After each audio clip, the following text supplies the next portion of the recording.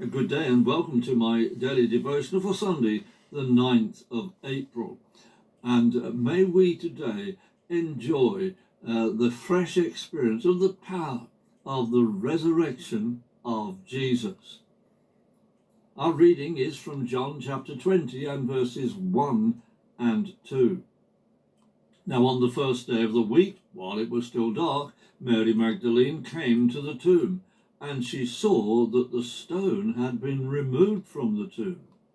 And then she came running to Simon Peter and the other disciple whom Jesus loved, saying to them, "They took the Lord from the tomb, and we don't know where they put him." It was not unsurprising that Mary would visit the tomb where Jesus had been laid. It was the Jewish custom for the relatives and loved ones to visit the tomb and the body of those who had died.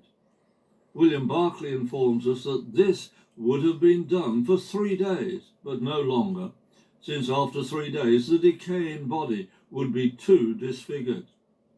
The belief was that the spirit of the dead person would hover around the tomb for the first 3 days, but then would depart because of the body being unrecognizable.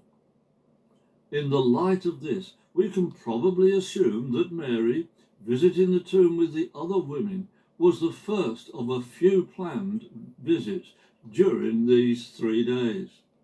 It is also possible that the disciples may have considered visiting the tomb, although fear of being arrested by the Jews may have caused them not to do so. We know from Mark's Gospel that this was their first visit, since they wondered how they were going to roll away the stone that was at the entrance to the tomb. And they were saying to themselves, "Who will roll away the stone for us from the door of the tomb?" And that's in Mark 16 and verse 36. We also know from Matthew's Gospel that the Roman authorities had put a seal on the stone. So Pilate said to them, "You have a guard, so go and secure the tomb as best you can." They went and secured the tomb. They sealed the stone and put a guard to protect it. And that's in Matthew chapter 27, verses 65 to 66. Mary and the other women would have been aware of the earthquake, but they appear not to have thought that it might have removed the stone from the entrance to the tomb.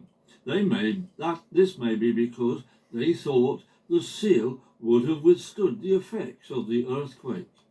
Mary and the other women arrived at the tomb and were completely taken by surprise to see that the stone had been rolled away and that the body of Jesus was nowhere to be found.